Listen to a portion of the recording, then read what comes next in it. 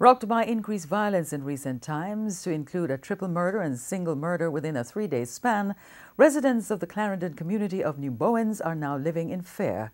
Police and members of the church walked through the community this week, offering support and counselling and promising follow-up visits and help.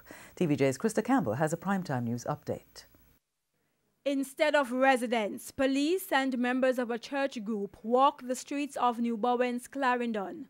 The people who live here have retreated indoors, a curtain of fear now their shelter from the violence which has tightened its grip on the community. A single homicide and a triple murder 3 days apart, enough to send residents into lockdown mode.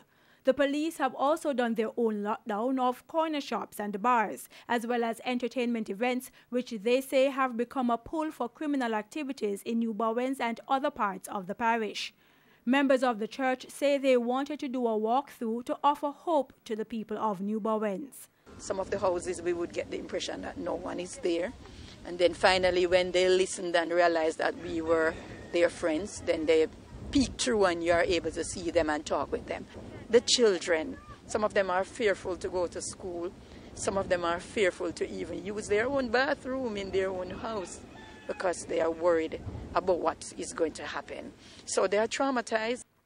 The church members offered what counseling they could during the walkthrough, but they say so much more is needed. Inform the schools, guidance counselors about, the children, the specific children, so that when they see behaviors acting up from them, they can get that special little attention that they really need. We will have to come back after seeing what is happening with professionals like the social workers, the health professionals, and all those who can help to bring back some stability. The police say they're still reviewing the decision to lock down certain businesses and to stop granting approval for entertainment events in communities like New Bowens, where violence remains a challenge. Krista Campbell, TVJ News.